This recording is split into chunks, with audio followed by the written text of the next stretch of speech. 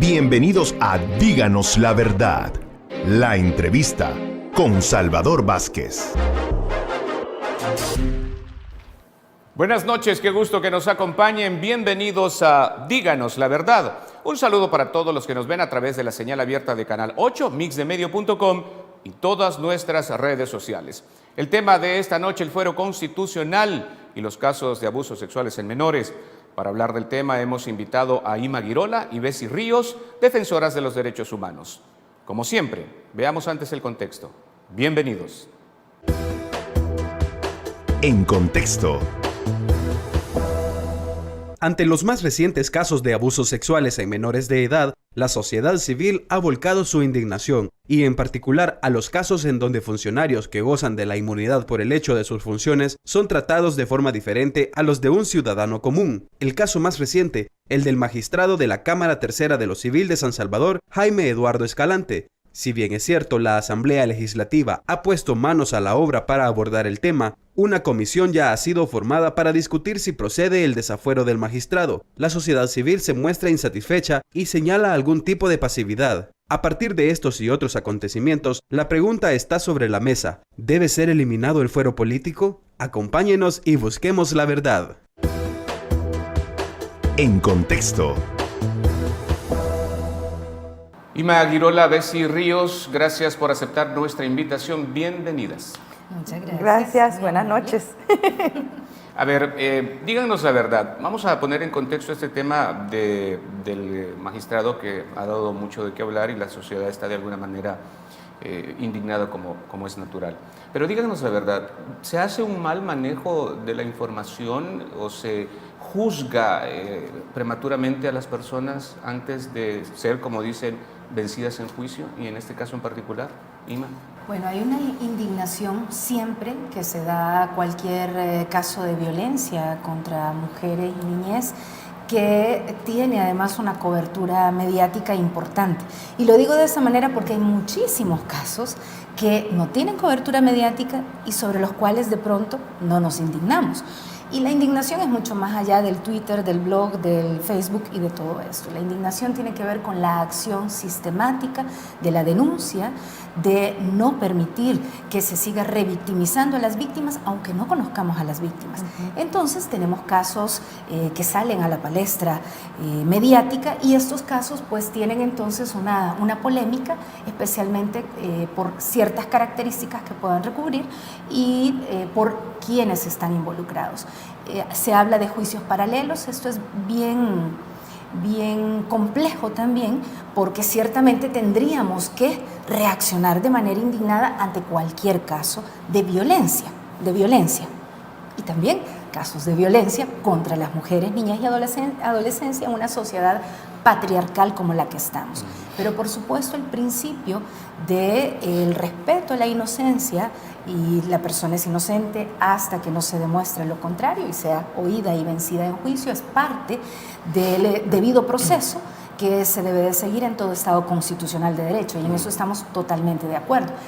El problema se da cuando se aprovecha muchas veces este tipo de circunstancias para descalificar a las víctimas, especialmente, para revictimizarlas, para generar incluso estigmatización y culpabilización hacia las víctimas, y allí entonces es donde se genera también un juicio paralelo contra las víctimas, aún y cuando hasta el victimario o el supuesto victimario luego haya sido oído y vencido en juicio y sea sancionado, la víctima sigue siendo descalificada durante cualquier cantidad de tiempo. Entonces, acá hay que tener en cuenta que hay un espectro de irrespeto a la dignidad humana que no se está manejando correctamente, y que este irrespeto a la dignidad tiene un sesgo patriarcal y un sesgo revictimizante.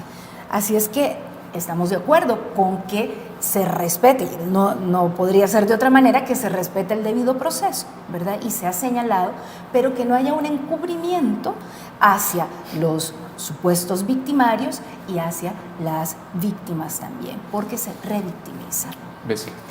Es que lo que sucede es que es bastante complicado cuando sale a la luz pública, por ejemplo, que las víctimas son niñas o niños. La población en general, digamos que estalla, ¿verdad? Y se molesta y se indigna, pero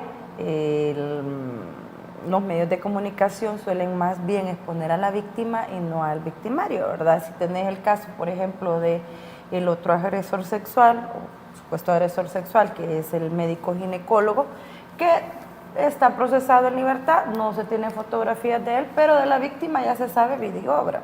Igual en el caso del magistrado, que hay una sola fotografía, que es la que ha circulado, pero de la mamá de la víctima ya se sacó mayor información.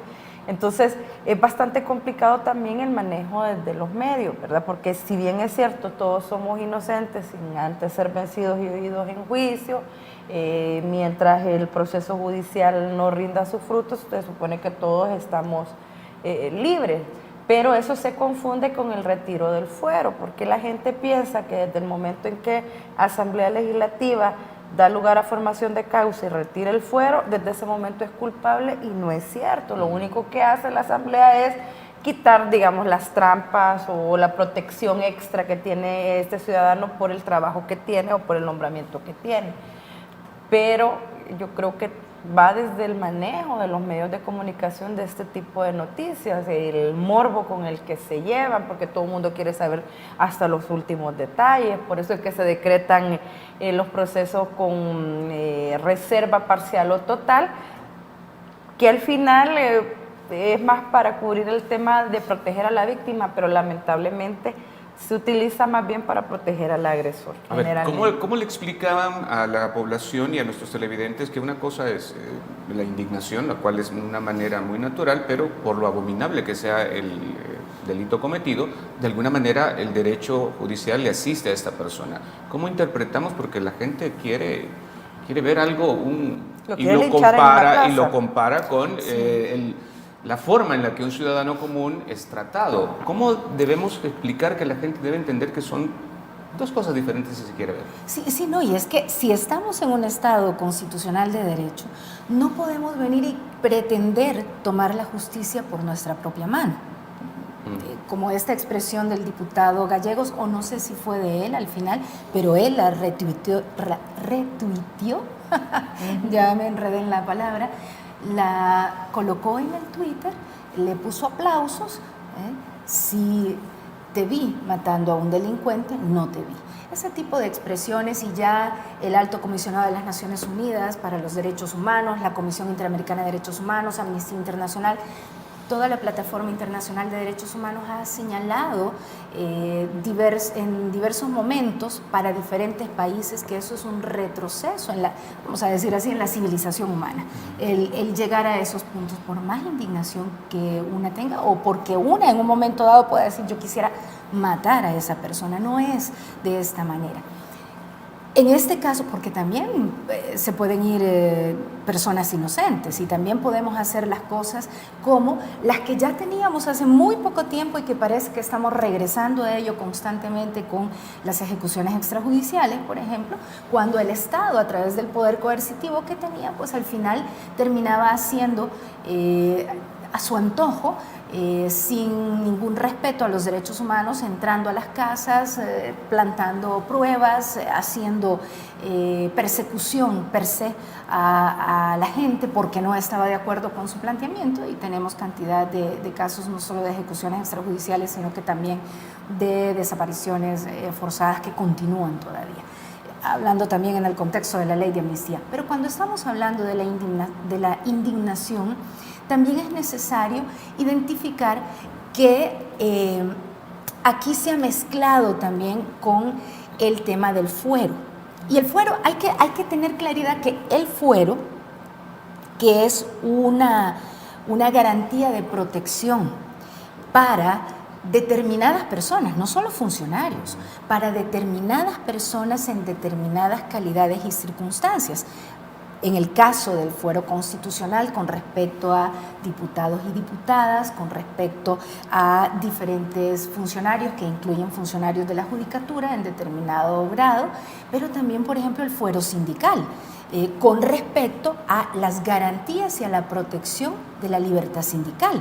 También existe este fuero que no solamente es que no se le puede despedir a la persona ni generar ciertas acciones, digamos que si no fuese un sindicalista, y eso tiene que ver con las funciones que realiza, Quiere decir que si comete una acción que no está relacionada con su función, con su cargo, con el desempeño de sus funciones, es que ahí no tendría que haber fuero. Por lo tanto, la posición de esa mujer, en este caso, en el caso del diputado Rodrigo Samayoa, en el caso de los diputados que han estado relacionados o que se les ha señalado acciones de narcotráfico, acciones de lavado de dinero, de corrupción, allí no opera el fuero. Por lo tanto, no se trata entonces de decir es que hay que quitarles el fuero, sino que se trata más bien de decir hay que interpretar correctamente la función que tiene el fuero, que es una protección, una garantía constitucional en el ejercicio de sus funciones, no más allá. Marcamos la primera pausa comercial y ya regresamos con más de Díganos la Verdad, no nos cambien.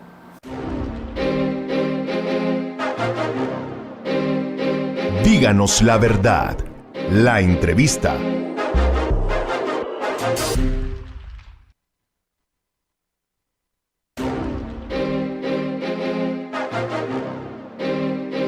Díganos la verdad. La entrevista. Gracias por continuar en nuestra sintonía. Bessie, pero ¿está usted de acuerdo en que se hace de alguna forma una exhibición excesiva de todos los hechos de violencia en contra de la mujer y de una manera son injustos? Lo que pasa es que los medios de comunicación son los que han permitido que se naturalicen un montón de conductas dentro de la sociedad, que la escena de ver un cuerpo cercenado de un hombre o de una mujer sea algo que se ponga en primera plana, sea algo que se ponga como imagen de los primeros titulares de los noticieros. Y tenés familias que están o almorzando o cenando con sus hijos, que están viendo el noticiero y que ves la imagen de una persona que le ha cercenado su cabeza, y los niños, pasame los frijoles y la crema y un pan, o sea, naturalizado las agresiones en general, ¿verdad? De repente te sale la nota de la agresión del niño, que fue en diciembre, del niño en Santa Tecla, en las aceras, todo el mundo indignado, pero la jueza dice, fíjese que voy a dejar en libertad al agresor sexual de este niño, porque en el video yo observé que hubo una colaboración del niño. Entonces uno, en mi caso yo me detengo y me reflexiono. Lo primero que a uno le dicen cuando lo asaltan o lo van a asaltar, cualquier medida es colabore con su asaltante. Entregue el celular, no ponga resistencia, mantenga la tranquilidad. Pero cuando hay un tema de agresión sexual, que sea violación en niños, niñas o en mujeres, principalmente en mujeres, si una va y denuncia y no lleva moretes, no va despeinada, no va golpeada, lo primero es, pero usted no puso resistencia. Y entonces, o sea, yo quiero vivir, yo quiero sobrevivir. Entonces, hay un juzgamiento desde los medios de comunicación porque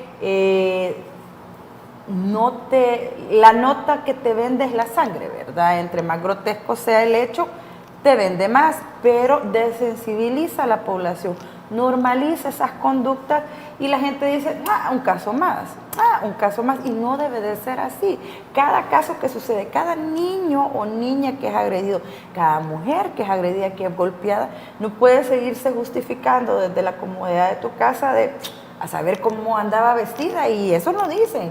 O la otra frase de las niñas es, pero pongan la foto de la niña de 12 años porque hay uno que se confunde uno. Ima, ¿coincide usted que hay de alguna forma una mala interpretación del marco legal que juzga estos casos?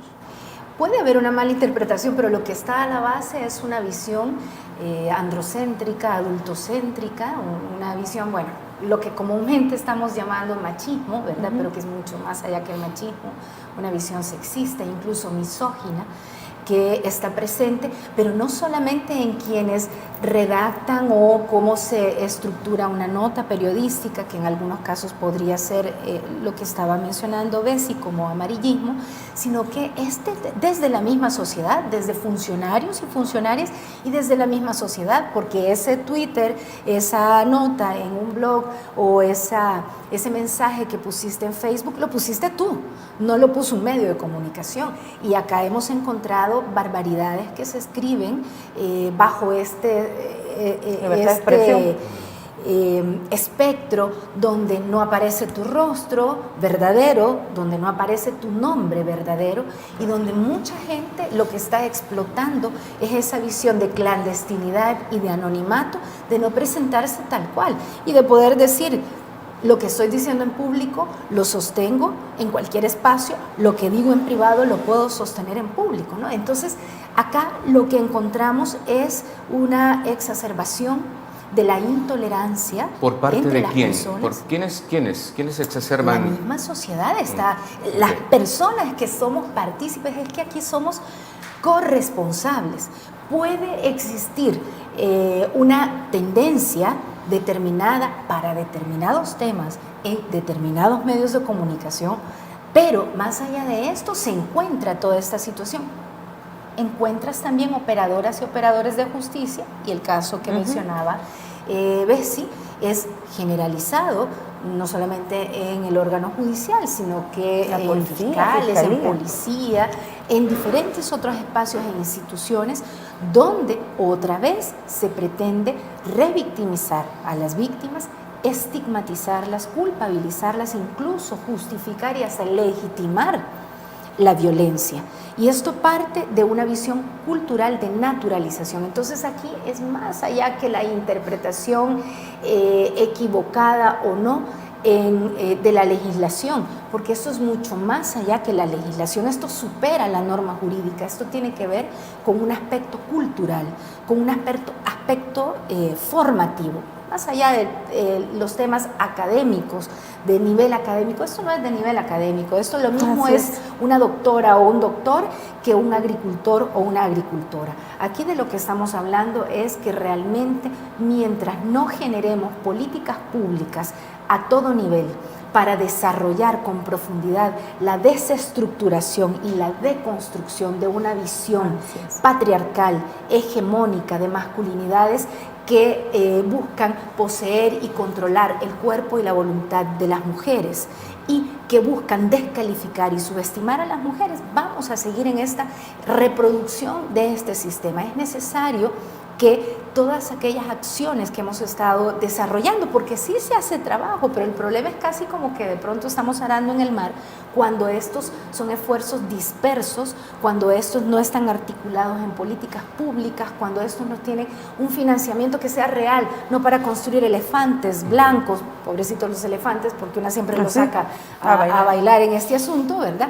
Pero es que en realidad se arma de una gran burocracia y de repente tienes instituciones con un boom de nombre, pero que sobre la base de la acción concreta no hay una incidencia. Y concretamente con el caso del magistrado Eduardo Díaz, Bessie, ¿cómo ha visto, analiza el trabajo que se ha hecho en la Asamblea Legislativa? ¿Ha sido expedito o hay algo que se le pueda reprochar? El proceso que se ha llevado es el proceso tal cual lo manda la ley, ¿no? Es el proceso que hay que llevar. Creo que se tardaron, creo que fiscal... Bueno, el problema aquí en El Salvador es que los plazos se toman hasta el último día, porque la ley dice tenés hasta 72 horas para presentar el requerimiento fiscal. Quiere decir que lo puedes hacer en las primeras 4 horas de capturado a la persona o hasta la hora 72. No quiere decir que tenés que hacer 72 horas por fuerza. Entonces aquí, por ejemplo, mi preocupación es que la comisión tiene 2 meses y puede prorrogarse 2 meses más, pero no debería de ser de esa manera, pues decir que la ley te diga tenés hasta 60 días para resolver, es hasta, no, en 60 días. Es diferente el léxico, una cosa que yo le diga a Ima, tenés 60 días para irte, tenés hasta 60 días para irte, o sea que puedes ir en cualquier momento, pues. Y aquí los legisladores, como los juzgadores, operan los plazos de esa manera, ¿verdad? Hasta el último día, el último segundo, a menos que se baje el administrado, porque cuando eso es el administrado vos sí te corren los términos, y 3 días dice la ley, 3 días tenés que presentar, 2 días, vea. Pero de lo contrario el educador se puede echar hasta 6 meses. Yo creo que el trámite está dentro del ordinario. Un par de declaraciones bastante lamentables, por ejemplo, del diputado Velázquez Parker, ¿verdad? Que se estaba haciendo un linchamiento del honor de un magistrado. Pero es que no es un magistrado que por lo menos lo que presenta el requerimiento fiscal no es que lo encontraron platicando con la niña, vean, y era una niña de 10, y es una niña de 10 años. Bastante complicado eso, y no solo eso, sino también la manera en la que ha actuado la Corte, los 15 magistrados de la Corte Suprema de Justicia, que sacan un comunicado para proteger a otro magistrado porque una cuenta anónima, sin rostro, que nadie sabe de quién es, solo hay un montón de murmuraciones, pero nadie ha individualizado nunca esa cuenta, puso el nombre de este magistrado de la Sala de lo Constitucional, sacan un montón de desplegados los 15 magistrados de la Corte Suprema de Justicia, la mesa judicial, todo el mundo se pronuncia por el honor de este magistrado, pero nadie dice nada del que sí está siendo promovido su proceso de desafuero. ¿Qué va a hacer la Corte? ¿Cómo va a funcionar esa mesa judicial? ¿Cómo vamos a hacer esa depuración en los jueces? Claro. Ya se descubrió que hay más casos, casi un Me Too se ha dado con este caso de este magistrado, porque han salido cuentas reales de mujeres que hicieron meritorios o procesos dentro de los tribunales, pasantías, y están diciendo que han recibido acoso. ¿Y tendría algo que reprochar en ese misma coincidir con Bessie? Bueno, ¿Me responde después de la pausa? Sí, claro. Vamos a la pausa comercial, regresamos en breve con más de Díganos la Verdad. No nos cambien.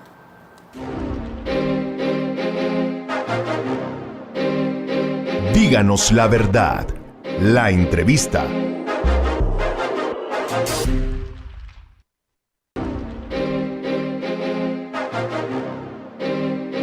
Díganos la Verdad, la entrevista. Gracias por continuar en nuestra sintonía. Ima, antes de la pausa nos habíamos quedado con la forma en la que se ha hecho el proceso expedito, y ver si tenía unas objeciones, y la alineación de otros organismos es correcta o tiene algo que criticar en ese sentido. Sí, por un lado, que en este y en cualquiera otro caso de funcionarios o funcionarias que gocen de fuero constitucional, cuando se trate de delitos que no están relacionados con el ejercicio de su cargo, no opera el fuero. Por lo tanto, en este caso, para nosotras, en nuestro entender, no debería de haber pasado por este proceso de antejuicio, que es una prerrogativa procesal, sino que debió de haber sido tal cual, un proceso común allá desde la Fiscalía General de la República y lo que sigue. Siendo como ha sido hasta ahora, que lo están manejando con el fuero constitucional, realmente el reglamento interior de la Asamblea Legislativa debe de ser reformado, aún para aquellos casos, aplicándosele justamente de manera correcta la interpretación que se haga del fuero constitucional. Esto de dejar 60 días y que se pueda prorrogar y pasas a una, llegas de regreso al pleno, esto es una retardación de justicia. Pero no es a propósito. Entonces, ¿advierten usted que hay algo de intención en esto? Esperaríamos que no. Pero así como también esperaríamos un pronunciamiento del Consejo Nacional de la Judicatura. Por ejemplo. Esperaríamos un pronunciamiento de la Corte Suprema de Justicia. ¿En qué sentido? Es que no se trata de hacer un doble juzgamiento, sino que se trata justamente de señalar que esperan que se respete el debido proceso, que esperan que se respete a las posibles víctimas o supuestas víctimas, y que esperan también tomar desde ya las medidas necesarias para identificar qué otros casos también están acá, porque el órgano judicial tampoco es inmaculado, y eso hay que tenerlo claro. Como tampoco en los medios de comunicación, como tampoco en la Policía Nacional Civil, como tampoco en las ONGs, como tampoco en los sindicatos, hablando del fuero sindical, ¿verdad? Como tampoco en los partidos políticos, como tampoco en los diferentes otros espacios o gremiales. Entonces acá, o instituciones, fiscalía, ninguna. Entonces tenemos que revisarnos y tomar las medidas. No obstante, no ha habido un señalamiento hacia esto. Hay por parte de ciudadanía y de organizaciones pronunciamientos, nos estamos pronunciando por la debida diligencia, y ojo que hay otro elemento que está acá y que se abusa de él, y es el de la reserva total con respecto a que se plantea que se va a proteger la integridad y la dignidad e imagen de las víctimas, en este y en cualquier otro caso. Pero nosotras siempre hemos señalado, incluso en la Ley Especial contra la Trata de Personas, que dice que el tema de la reserva, hemos señalado, la reserva debe de ser únicamente en relación a la protección de la integridad, de la dignidad, de la imagen y de la vida de las víctimas. Pero debe de ser expuesto, porque si no, ¿de qué otra manera usted genera monitoreo, contraloría ciudadana, contraloría técnica sobre los procesos que se están dando? Entonces, tiene que haber un respeto a la dignidad de todas las personas tenemos dignidad. Entonces, tiene que darse ese respeto, por supuesto, pero que luego las cosas sean debajo de la mesa, detrás de la puerta, eso también genera, especialmente en una institucionalidad tan cuestionada.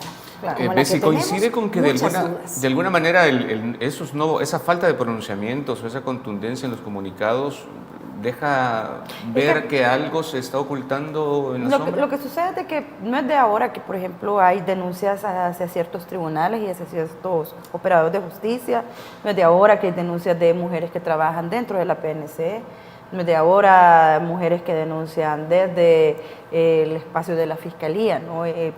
Porque esto es, como decía desde el principio, Irma, es un tema cultural, no es un tema de educación, no es que el obrero que está construyendo el edificio y que está todo sucio, levantando ladrillos, es el único el que te silba en la calle y te hace acoso callejero. Tenés encorbatados que tú estás trabajando, que se supone que tienen la pared tapizada de títulos y que son más agresores que el que te silbó en la calle, ¿verdad? Es decir, lamentablemente el sistema los jueces tienen un entramado de protección entre ellos. Ellos tienen sus organizaciones, ellos se cuidan. Claro, tienen derecho de cuidarse de manera gremial, es parte de la organización, pero no deja de ser cierto que dentro de los jueces tenés jueces que liberan narcotraficantes, tenés jueces que liberan pandilleros, a pesar de tener los procesos bien montados, porque también hay casos que no monta bien la fiscalía, y tenés casos de jueces que tienen resoluciones. Por ejemplo, en mi caso, como defensora de derechos humanos, en una ocasión acompañé a una víctima de violencia física, muy golpeada, tiene la audiencia, la primera audiencia, y el juez lo primero que le dice, bueno, tú quieres las medidas porque quieres expulsar a tu compañero de la casa, pero solo él trabaja, tú no trabajas. ¿Cómo vas a mantener a esa criatura? Deberías de reflexionar, ¿no será que tú le contestaste mal a tu esposo y eso quizás hizo que él reaccionara de esa manera? Tú te tienes que examinar a ti mismo. Claro, ¿verdad? Los mirones son de palo en ese tipo de audiencias y uno no puede hacer mayor cosa, pero tenés juzgadores que hacen eso y que dicen eso, y hombres y mujeres. Entonces, el compromiso de la Corte Suprema de Justicia de hacer no solo la depuración, sino de hacer trabajo de sensibilización del Consejo Nacional de la Judicatura, de hacer el trabajo de explicarles que no poder decirle a la víctima que ella tuvo la culpa, menos en un proceso de violencia intrafamiliar, o menos tener una resolución que diga, si bien es cierto, medicina legal dice en el informe de que esta víctima tiene golpes, que tiene un trauma, que está vinculado a este hombre, lo cierto es que no me han demostrado el dolo. ¿Desde cuándo tenés que demostrar el dolo en violencia intrafamiliar? O sea, la señora se cayó y se golpeó en la mano del hombre. Y él le ha gritado y la ha humillado, pero no con intención de traumarla.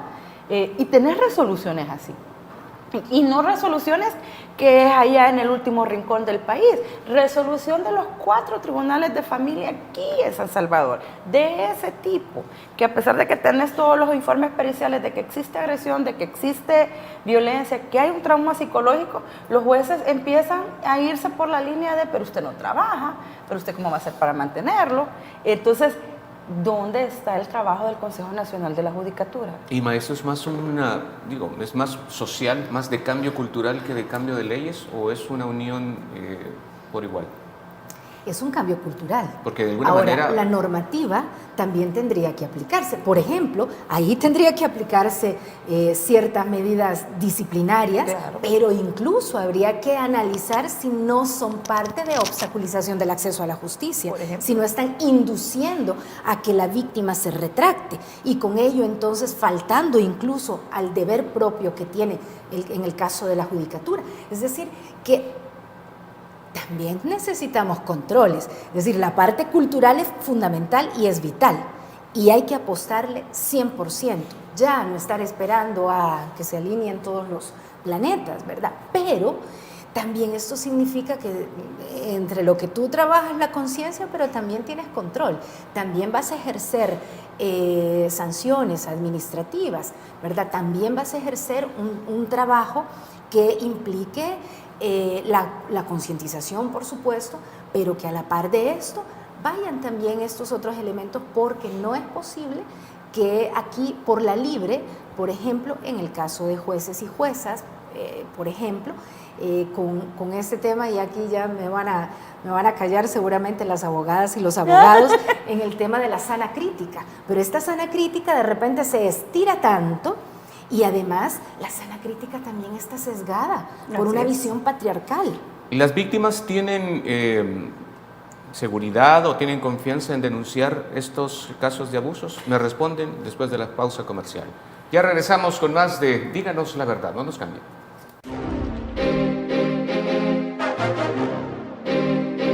Díganos la Verdad. La entrevista.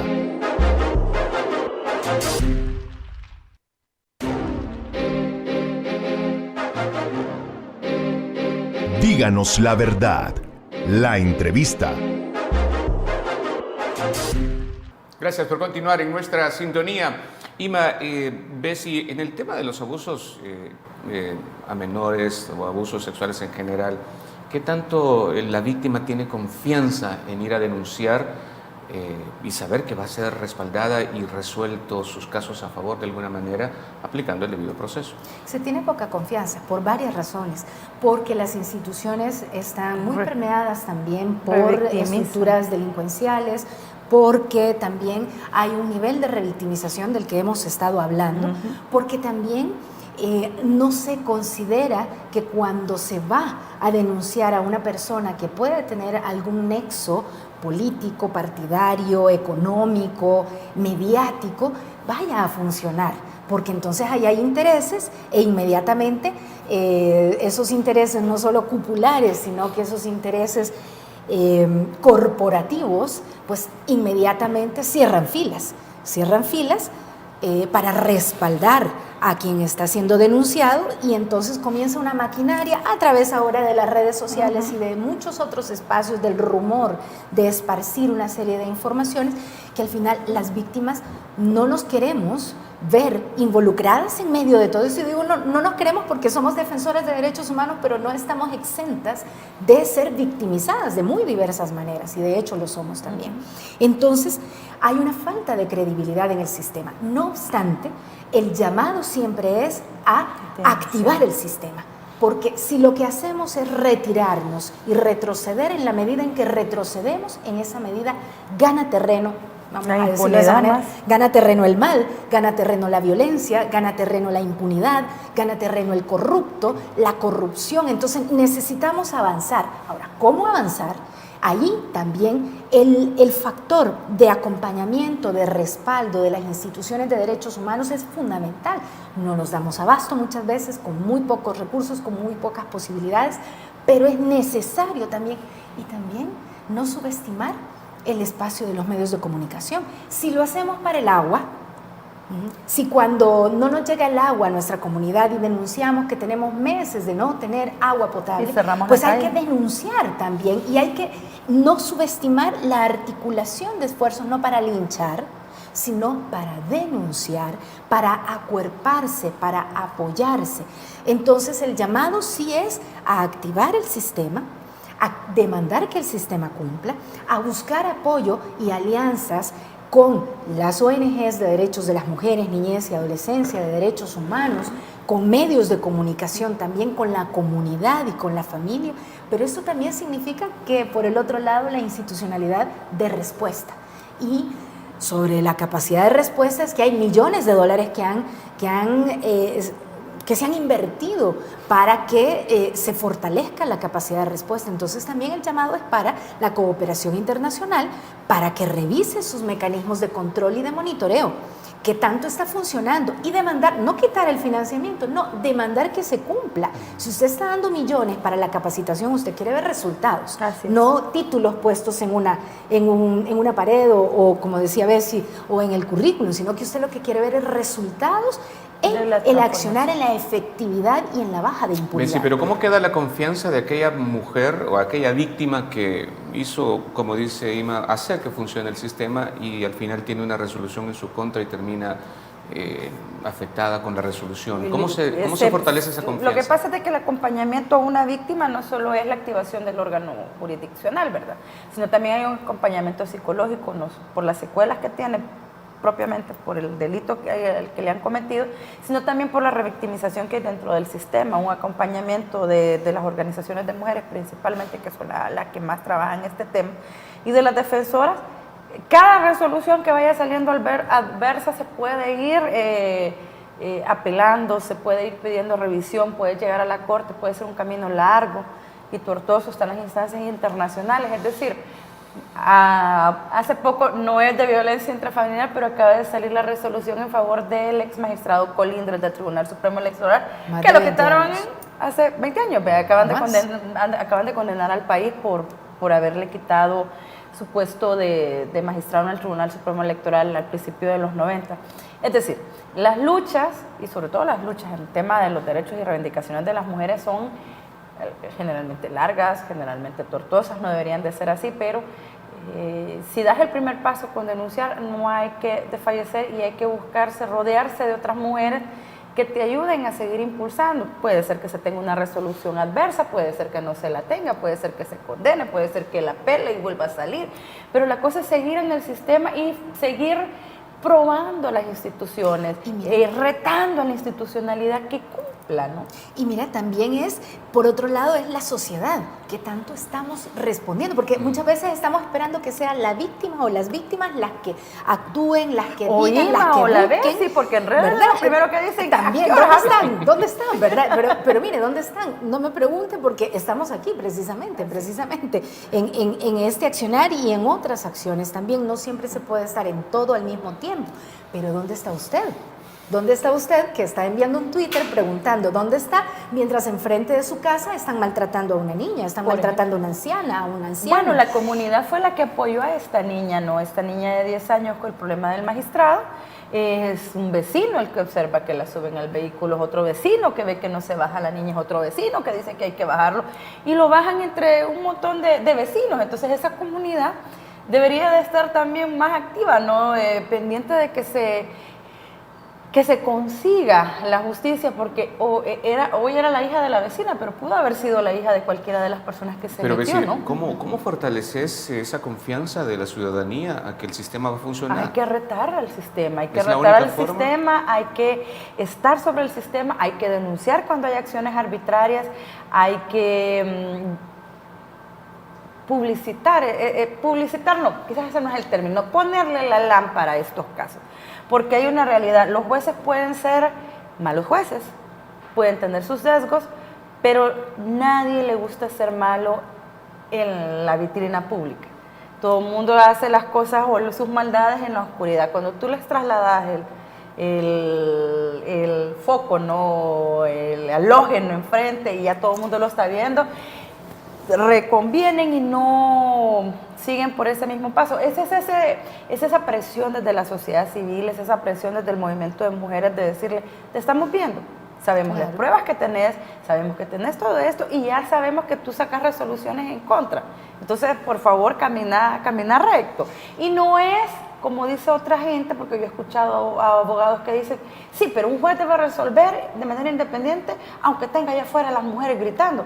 Sí, apegado a derecho, pero tampoco es que no nos van a escuchar desde la sociedad civil, pues tiene que saber que hay observadores. Y justo sobre eso yo me quiero pronunciar en el sentido que, ojo, también implica aprender y también implica conocer. No me puedo dejar ir en el sentido de creer que la institucionalidad va a funcionar a fuerza de tarimazos. Ese es otro tema también sobre que es importante porque hay un hilo, una franja muy delgada entre decir, bueno, es que como somos el pueblo, tenemos la razón. Y cada vez vamos a hacer una marcha y cada vez nos vamos a parar frente a cualquier autoridad. Momento, no siempre voy a tener la razón yo. Entonces también tengo que entender toda la dinámica que se da. De lo que estamos hablando es del acuerpamiento a las víctimas, de lo que estamos hablando es visibilizar que hay una situación de violencia que se está dando, que actúe el sistema. No vamos a tomar la justicia por nuestra propia mano, sino que actúe el sistema, que las instituciones actúen bajo el debido proceso, con la debida diligencia, con los plazos que deben de ser. ¿Y ese sistema está diseñado precisamente para resolver en favor de las víctimas o de alguna manera también está... no está diseñado para eso. ¿No está diseñado para eso? No es... Pero hay que hacerlo. El derecho es de esas ramas de la ciencia. Sacamos eso en conclusiones si quieren, luego de la pausa. Vamos a marcar la última pausa comercial, ya regresamos con más de Díganos la Verdad.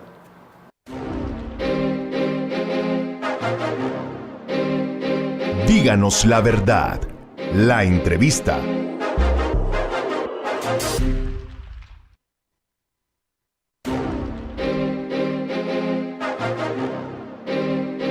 Díganos la verdad. La entrevista.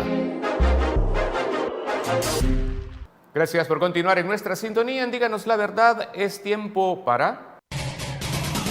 Conclusiones.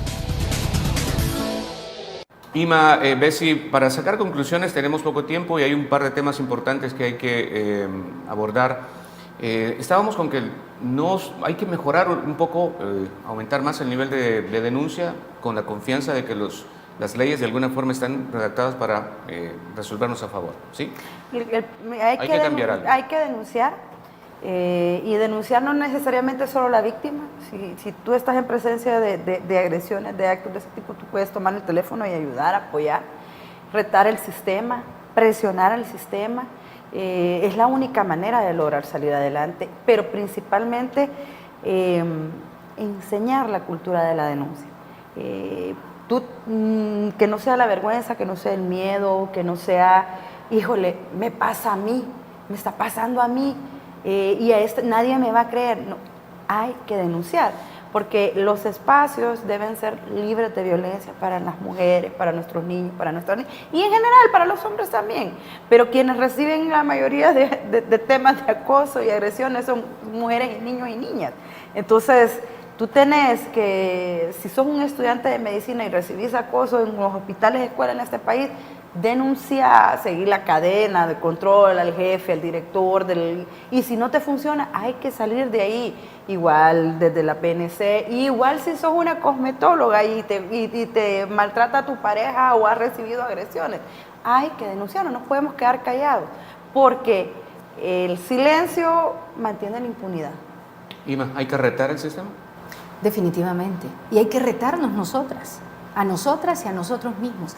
Necesitamos fortalecimiento del tejido social, familiar, comunitario, fortalecimiento de valores. Eso no es un tema de formalismos y convencionalismos. Cuando estamos hablando de derechos humanos, estamos hablando de valores humanos también.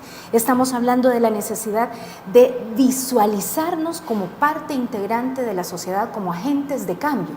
La institucionalidad debe de ser fortalecida, tenemos que acompañar ese fortalecimiento de la institucionalidad, pero también tenemos una parte importante con la generación de pensamiento crítico, propositivo, proactivo, corresponsable. Necesitamos vernos involucradas e involucrados, no apagar la luz, cerrar la puerta e irnos, literalmente, sino que realmente actuar, accionar. Si yo estoy denunciando la violencia, quiero ver también la viga que tengo en mi ojo. Revisar qué está pasando adentro de mí, en mi propio comportamiento individual, en mi comportamiento a lo interno de mi grupo familiar, del grupo de trabajo, del grupo de amistad. ¿Qué tanto yo aplaudo los chistes misóginos? ¿Qué tanto yo? Pero por otro lado me rasgo las vestiduras diciendo la misoginia no puede funcionar aquí en este país, en la legislación. No todos son leyes. Hay leyes. Debe de haber una aplicación efectiva de la misma, una debida diligencia. Pero más que esto, necesitamos comprometernos con la transparencia, comprometernos también con la corresponsabilidad para sacar a nuestro país adelante desde los aspectos de detalle más importantes en el tejido quizás familiar. solo robarte los últimos minutos Adelante. para invitar para el 8 de marzo, que es la marcha Paramos, el lema es Nosotras Paramos. Se sale desde las 8 de la mañana del Monumento El Salvador del Mundo y la llegada es a la Plaza Gerardo Barrios, para todas las que nos quieran acompañar, ¿verdad? Porque el 8 de marzo paramos porque queremos erradicar la violencia hacia las mujeres. Hablando de eso, también usted quería referirse al tema de los internos. Sí, ¿Qué está pasando? yo estoy dándole seguimiento a las denuncias que tengo de estudiantes, hombres y mujeres, de medicina, tanto en el residentado como internos, de diferentes hospitales, de los hospitales y escuelas en El Salvador. El sistema de educación en el tema de salud pues se practica en nuestros hospitales nacionales con nosotros y con nosotras. Cosa que es, yo no tengo ningún problema siempre y cuando esté quien deba, el médico de cabeza a la par del estudiante. El punto nosotras sí ponemos cierto reparo. Yo al menos pongo cierto reparo en eso. Entonces, pero... Debe de haber una responsabilidad del Estado para lo que se hace. Y tiene que contratar a la gente. ¿Por qué no contrata? Exacto. Y estamos teniendo, por ejemplo, en el Hospital San Rafael, que a pesar de tener una nueva ley, ¿no?, que está regulando las prácticas de los estudiantes, que no deben de tener 36 horas de turno, porque no te va a atender una persona bien con 36 horas de desvelo, y están pidiendo que sean 10 horas. Ni estudiantes ni quienes ya Así están es. graduados, que están ahí y que realmente aquí hay violación a las condiciones laborales, pero eso al Y final además el repercute en acoso. la Creo calidad. que será un tema que lo vamos a traer a Y Díganos la además el Verdad. acoso sexual, hay que denunciar cipotas. Ima, Bessie, un gusto haberlas tenido con nosotros. Gracias. Gracias. Muchísimas gracias. A ustedes también gracias por la sintonía y ya escucharon. La verdad no siempre suena como uno quisiera. Buenas noches. Esto fue Díganos la Verdad, la entrevista con Salvador Vázquez.